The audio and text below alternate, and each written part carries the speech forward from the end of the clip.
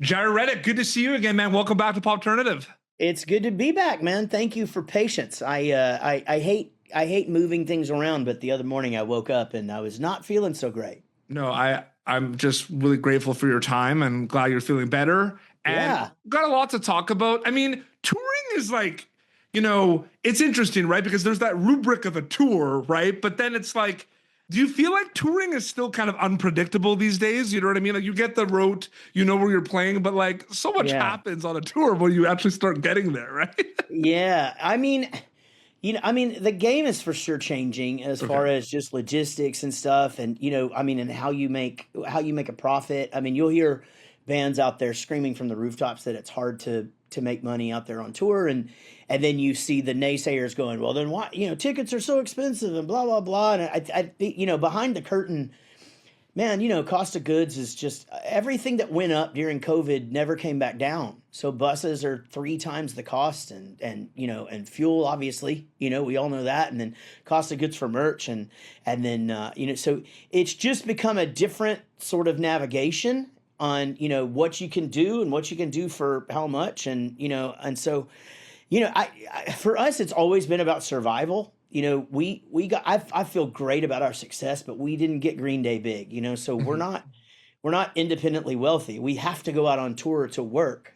Sure, we get to take a few months off here and there and be with our families, but it's still our job. And so it's something. It's always been about survival, and so you just sort of change with the times, and I hate for this long-winded answer, but I just sort of had to change what it meant. Mhm. Like I can't just go out on the road and fuck around and drink a bunch and sleep all day and then get up and do the show. I still go out and drink a bunch and play the show, but social media is important. And I have accepted it and out there doing it, and that's a big part of touring, Mhm. if I'm being totally honest. Absolutely. And it's interesting, right? Set list. Do you feel like there's this tag team and push and pull of the songs you and the guys want to play versus the ones that you have to get in there because the fans love it? That's always my favorite thing. We could do a podcast series probably on like determining set lists, right? Yeah, we're pretty lucky in that we have enough hits and fan favorites that there's about 9 or 10 songs that we have to play every single show. So like, I mean, it's you've got to do 1985, Almost, High School Never Ends, Ohio, Phineas and Ferb. I'm probably forgetting one or Do you two, play but Greatest Day a lot? no, we don't ever play that one. I mean, I because love the that only one. people that really know that are either video game people or Max Keeble fans. Max Keeble fans, right? Movie or well, yeah, and it was in an episode of Malcolm in the Middle, and that song's a little engine that could, Hey but man, a video game is the reason why I discovered you guys. Punk Rock 101, NHL. I forget which one it was, but NHL that's hockey. You know, what's so funny is that Derek from Sum 41 just posted them in and theirs was 2004 theirs is like makes no 2002. I think difference, right? ours is Yeah. 2004. And so I searched because he and I bet he just faked it. I bet that's what it is. That's what I need to do.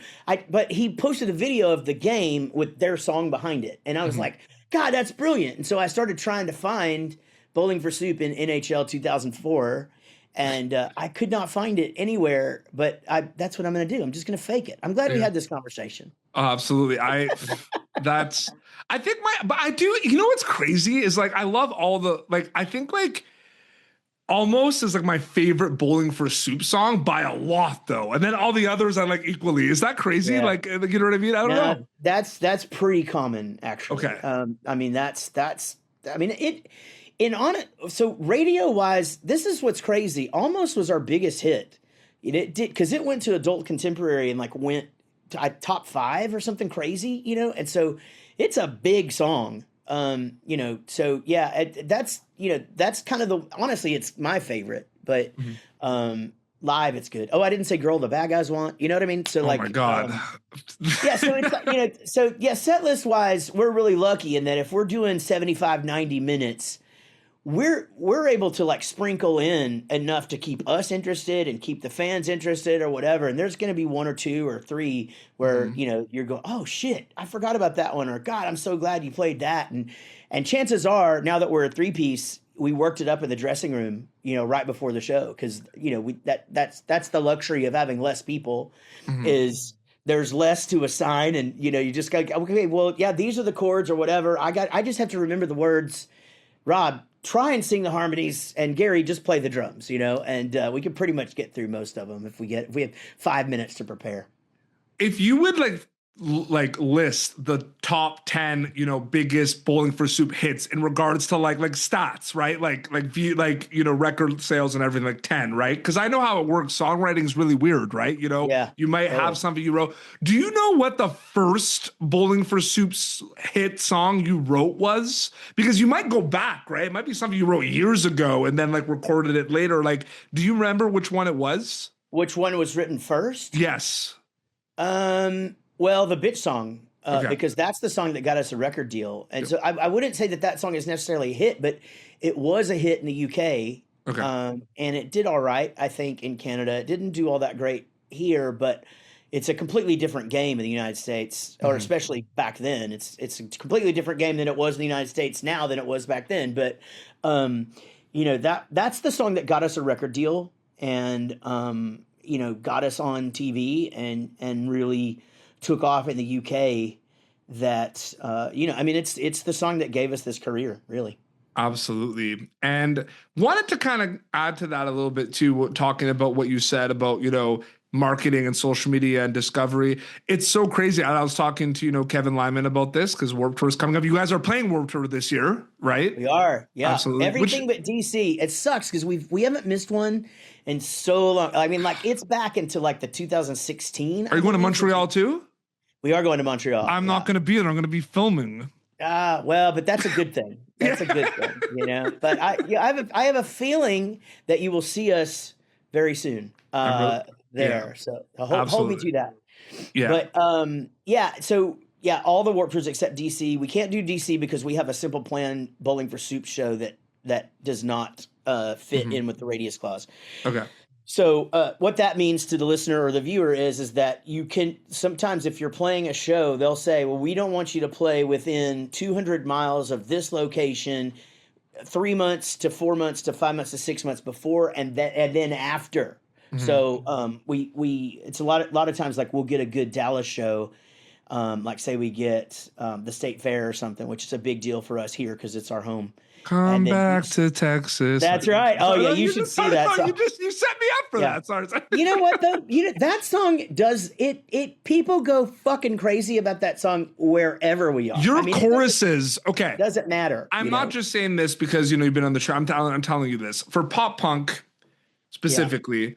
Yeah. Bowling for Soup have some of the best, I'm saying this, right? To each their own. You have some of the best choruses in the game by a mile. Thank you. Okay. I think it's because I write differently.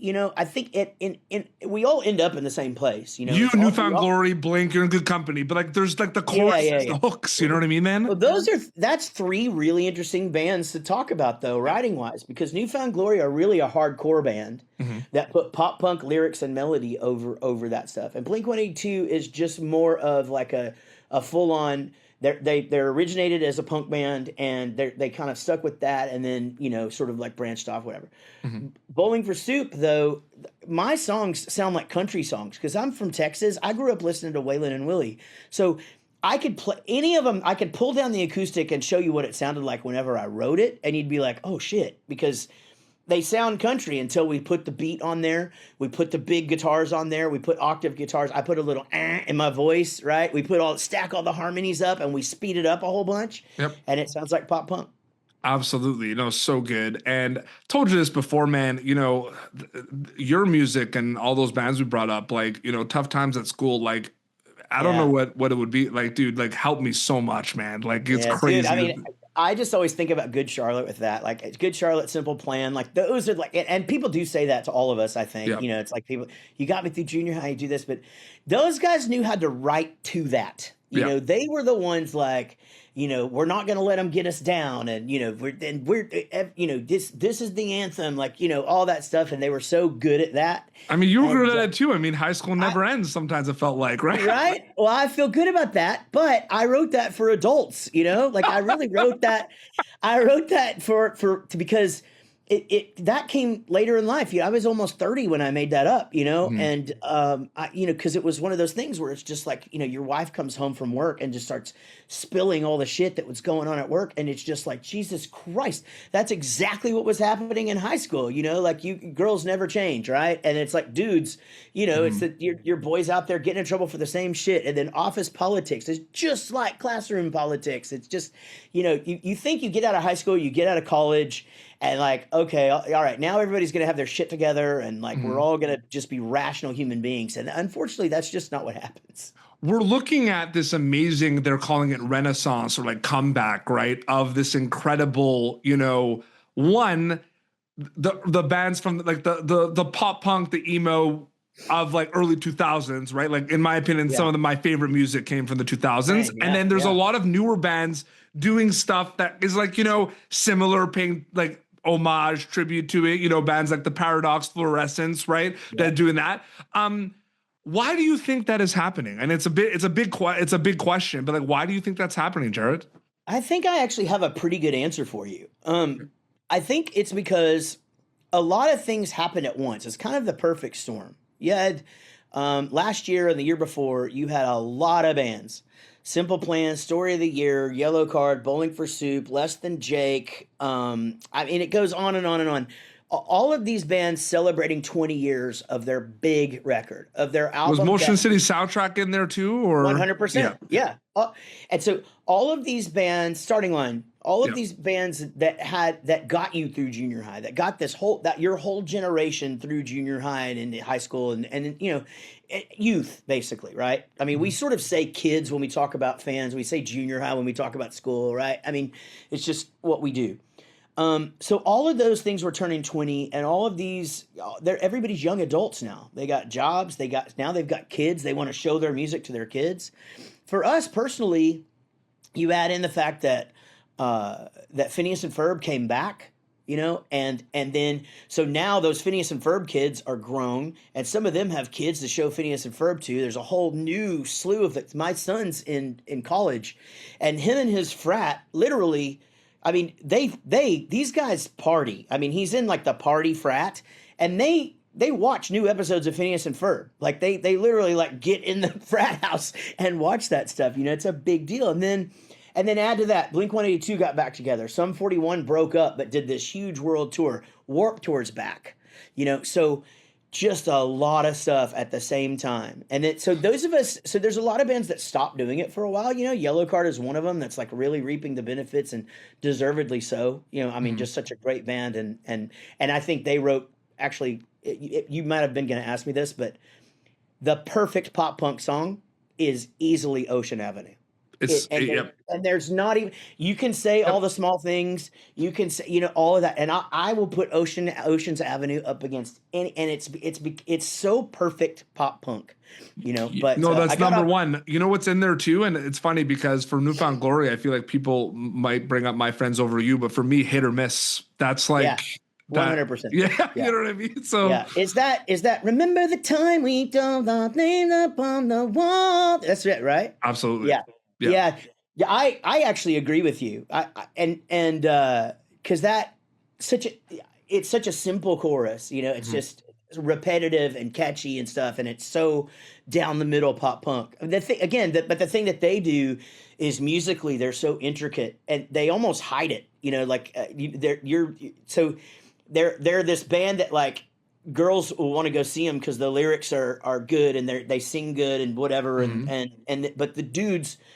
Again, this is paraphrasing people, but your guitar player that's like into metal will go watch them because they can shred, Absolutely. But what's so crazy about me? And I said it like almost is my favorite Bowling for Soup song, but then like deep cuts, right? Like I'm always that shows me that I grew up as like an active listener. Like I love the deep cuts of bands, right? So like after that, A Greatest Day is like my favorite song after Almost. For All American Rejects, my favorite All American Rejects song is called Top of the World. And like, I remember talking to Tyson about that. He's like, that's a deep cut. It's like that's my favorite song. Newfound Glory, it's probably a song called Singled Out that a lot of people don't really know about. Like, I'm just, you know what I mean? Like, that's kind of what it is.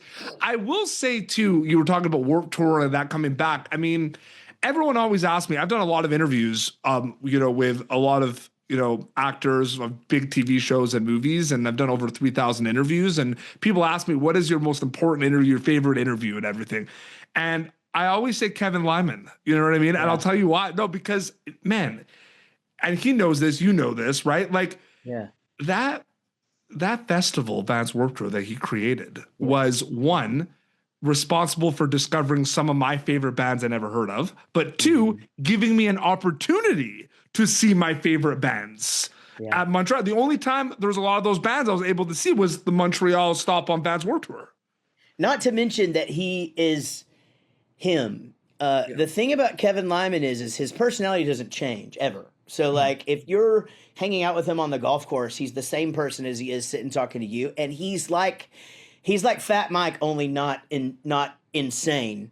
Like he can't not tell you exactly how it is. So when he tells you, you're like, well, we're at the Montreal Warped Tour or whatever. And I'm just making this up, but he'll just go, yeah, that was actually a crazy day. Our security didn't show up, and this and this and this happened, and this, and he will literally just tell you what it is, and how it is. And that's what I've always loved about him, is his honesty. There's something, and Fat Mike's the same way. It's just, again, he's a lunatic, and my favorite lunatic, but those two they're just so real that they can't not tell you exactly what it is, and I love the fact that there's so many people that have Kevin Lyman stories, and I'm one.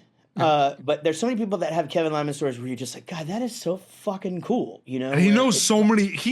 I don't think you'll stump him. Like, he knows so many bands. Yeah. Well, it's funny. I was just reading Die Young with Me by Rob Ruffus from Blacklist Royals. By the way, recommended if you're a reader and you like punk rock, Warped Tour, go read Die Young with Me.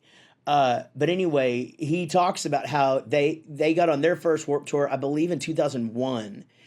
And this was just this band that was going to be on 4 shows, right? And they got a personal letter from, maybe it's an email, it doesn't matter, from Kevin Lyman. I mean, but that's the reason why, that small thing right there, dude, is the reason why Warped Tour can't happen without him. And the reason why it's not going to go to coast anymore is because the man is exhausted and he's wanting to live his life now. He's teaching and he's spending time with his kids and he's traveling and he's growing a garden and he's, playing a little golf here and there. And, he's doing his thing, consulting and, but those little things, those little touches, the fact that he would ride around on his bike or whatever to all the stages and make sure everybody was coming and go walk up to every band, no matter the size.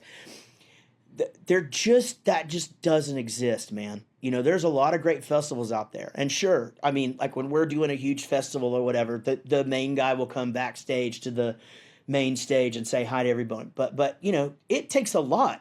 I'm not saying that this is that this guy's in the wrong. I'm saying that Kevin Lyman, that's just who he is and how hard he works.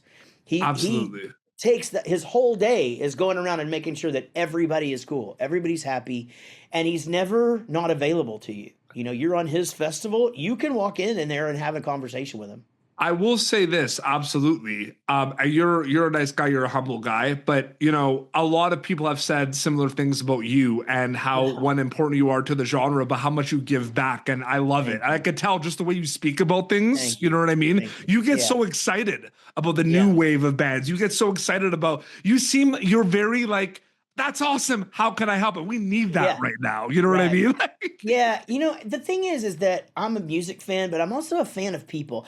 I grew up in the 80s and I grew up in a smaller town, and the vibe was what I like to call battle of the bands. Like there's some cities where like everybody's against one another. And then there's some cities that band together, so to speak, and make a scene. And everybody wins. And it's just so, you see clubs fighting about it. You see television shows. Like think about how the talk shows shoot each other in the foot because they're like, well, he can't do this show if he's doing this show or whatever. And it's like, man, I just preach to I don't preach to young people, but if I'm asked, don't not celebrate other people's victories, because just because somebody else gets an opportunity doesn't mean that you would have gotten it if they hadn't. In fact, the chances are really, really, really low that you would have just been in that place, because that's not how shit works. Yeah, absolutely. And so after we left Wichita Falls in '96, like I just learned really quickly to just start rooting for people, and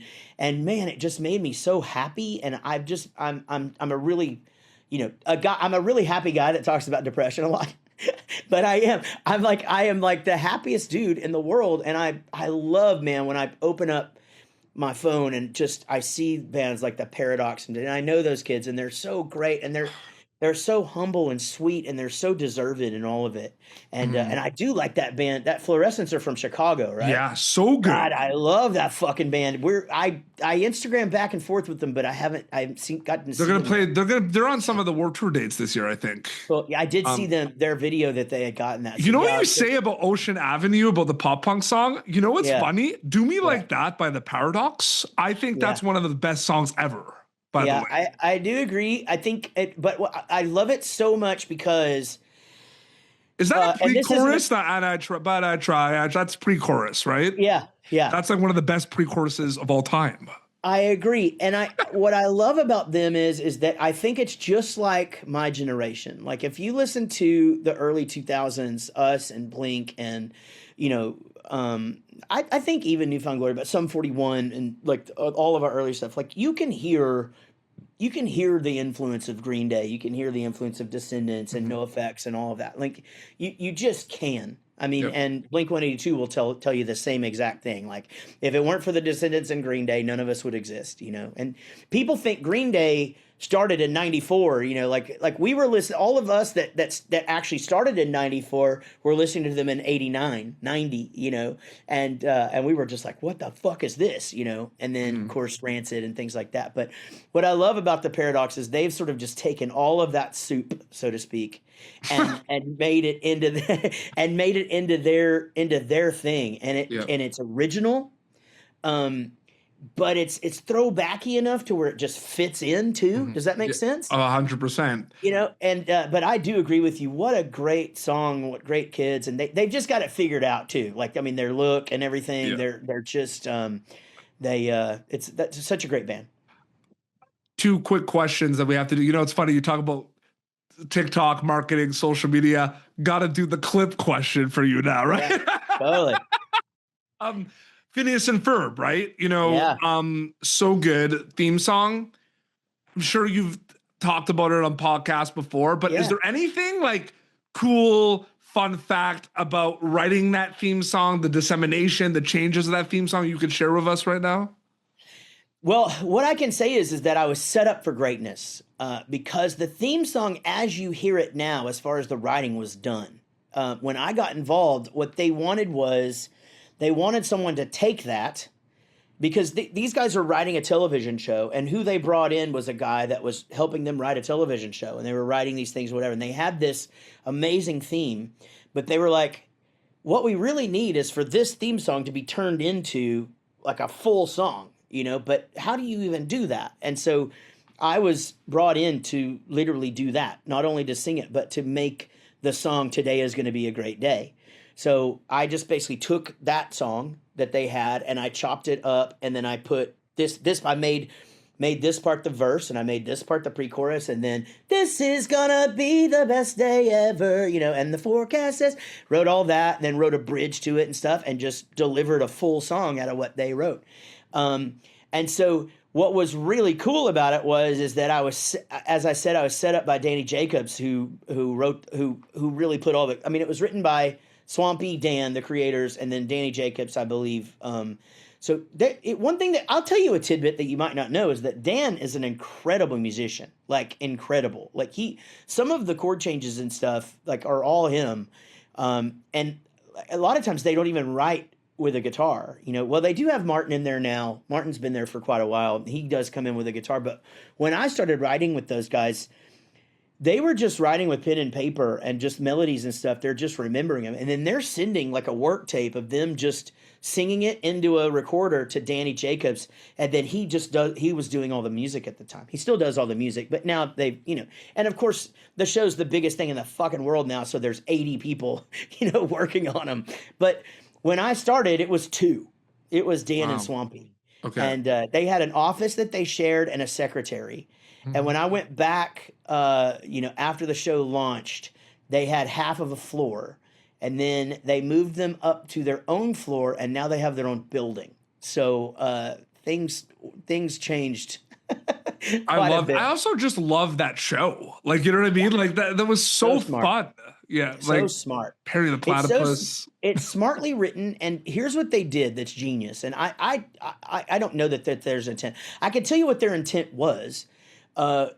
Disney needed 8 to 13-year-old boys. I might have that 1 year off one way or another, but those kids were not watching Disney. The girls were watching Disney. They were watching all of the, the live action stuff and all that. But they're like, we've got to get, like, what can we do? So they come up with this cartoon of these two boys that are adventurous and doing all this crazy stuff. But what they ended up doing is appealing to every age, because they wrote it to where it's not annoying. My ex-wife, who's great, by the way, but hated SpongeBob just because the voice she couldn't do it. So the kids didn't watch that, right? Mm-hmm. I don't mind SpongeBob, and I think that I've met. What does she think about Dr. Doofenshmirtz? Yeah, well, but see, that's all in doses, and everything he says is funny. And so and for me, I think it's funny because if you're having a conversation with Dan, he'll just go into Doof sometimes. Just for, it's just he just can't help it. It's part of his personality now. Yeah. But what they did was they wrote a show that was smart, that had jokes like Family Guy, but not dirty. So that there's jokes in there that adults get, that they're, oh man, that's funny. You don't know why that's funny, but you're laughing, kid. Whatever. And then the music. Incorporating music into each and every show, because that becomes when the kids watch the reruns, they're already singing along, and now that's in their head, and they want to go back and watch that again. And I don't know if that was by design. Bring Love Handle on tour, okay? Bring them on tour. Man, are you kidding? I am down. I think Love Handle should have a spinoff, and I think we should start a petition right now. That lends itself to, hey, you're one that should jump on board of that. That lends itself to exactly what you're doing in your other life. Absolutely. Let's keep it going. Last question before we wrap up here. Okay, so you talk about this a lot. We talk about this. Entertainment. TV, film, music. It's a lot. It's got its ups and downs. There's some good days. There's some bad days. You've been doing this for a long time, performing, writing, touring, all that stuff, having your songs in films, TV shows and everything. Right. Yeah. What is that one thing about being Jaret Reddick from Bowling for Soup that makes it worth it compared to whether you have those days that it's like 5 or 6 things in a week go bad? But what is that one thing that allows you to say it's all worth it? And honestly, I hope that this isn't cliche, but it's exactly what you said. It's the smiles, man. It's getting kids through junior high. It's that dad that comes up to me at the show, and this has been happening since we started the band, but or sends me an email or Facebook that says, man, I had nothing in common with my kid. I thought I was losing him or her, or it could be a mom as well. All of this happens all the time. It's like, man, we had nothing in common, and we found Bowling for Soup, and I was like, this is so great. What are you listening to? And now we just go to shows all the time, not just Bowling for Soup shows. We're finding music, and it's brought us together, and we're this close-knit family, and we can have conversations, and, that part, and then that led into me having the platform for the social for mental health, and to be able to talk about that. So it's really just being able to comfort people and to make people happy. And I'm not gonna lie, that is definitely not what I set out to do. Mm-hmm. I was in it for the free beer and the chicks, and to really honestly to stay out of trouble, and something to do to not go back to a real job. And, somewhere along the way, I realized, my God, this is fucking amazing. And it's the reason why I still do it. And thank you for everything you have done in music. And thank you for everything you will continue to do in music and pop punk. As always, Jaret, it's an honor, privilege to speak with you. Thank you so much for coming back on the show. Thank you, man. Dude, what a pleasure, man. And congrats on everything. And we'll be talking soon. Absolutely. Can you plug quickly Instagram, like the tours, Instagram, anything you want to plug, so to speak? Absolutely. Man, we are busy. We are about to start a tour with Frank Turner in the UK. Tickets are on sale now. Those are big shows. Simple Plan Bowling for Soup 303 later this summer, starting in late July and going through August. And then in the fall, Bowling for Soup, Ballyhoo, and Rose Colored World will be out. 2 legs of that tour. And then that gets us into the holidays and going into 2027, new Bowling for Soup album. Amazing. I'm so excited for that. Well, this has been popturner.com/Pop Turner for previous episodes. Until next time, it's a Jaret Reddick from Bowling for Soup and PD Beats signing off. Thank you for tuning in to Popturnative. Make sure to check out our past episodes of Popturnative on YouTube. This has been an Autograph Communications production.